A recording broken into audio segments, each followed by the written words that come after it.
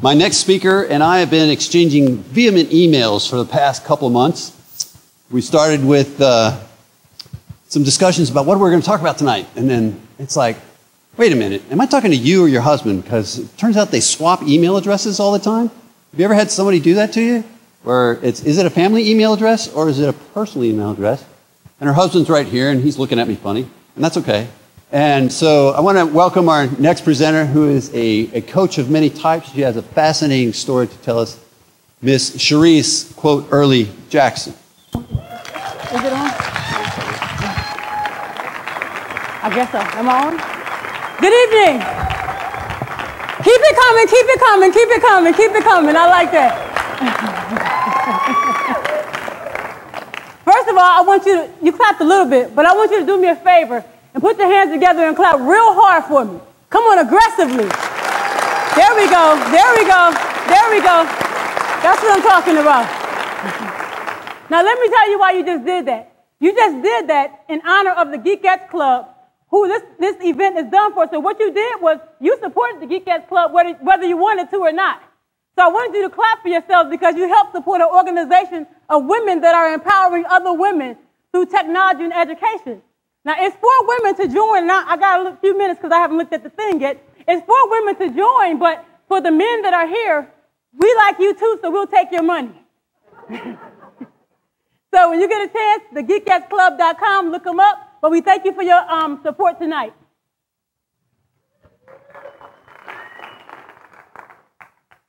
All right, so I am, as he stated, Cherese Jackson, the co-owner of New Direction Coaching Associates, a life coach of many sorts, and a proud supporter of the Geekettes Club. Can't you tell?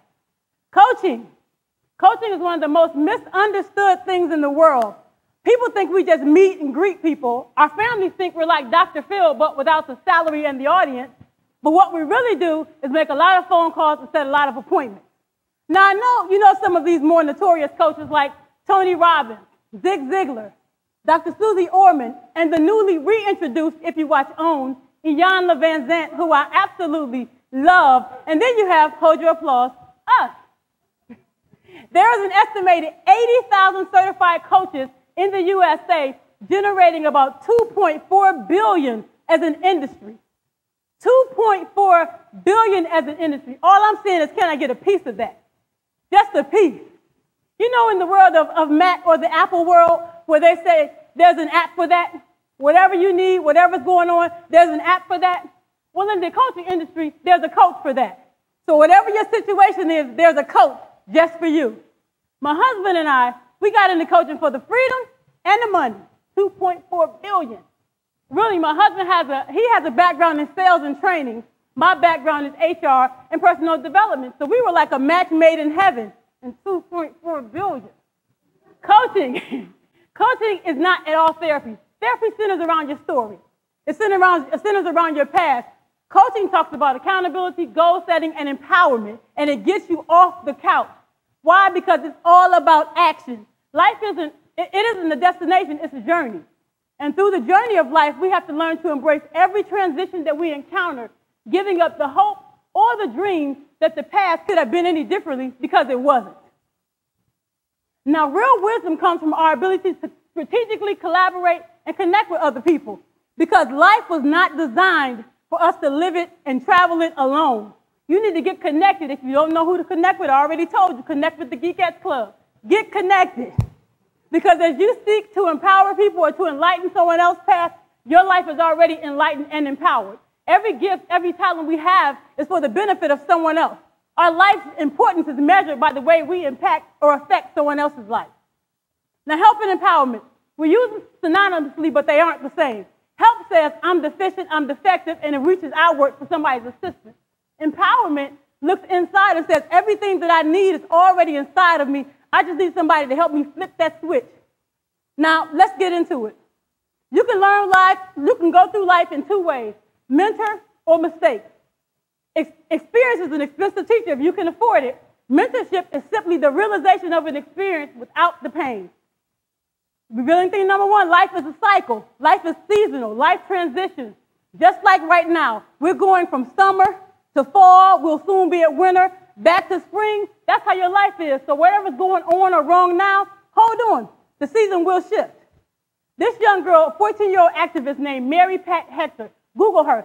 She was born in the bad part of Chicago, and this young lady, instead of making excuses, what she did is she organized 2 nonprofits with government grants to change and bring awareness to her community. Talk about making history. Life is a cycle. We talked about life being a cycle.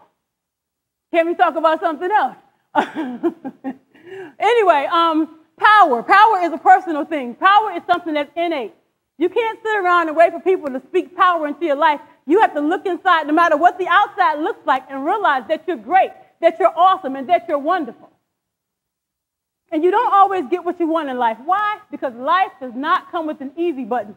Things do happen. Things go wrong. But it's not so much as what happens to you as it is what you make it mean to you.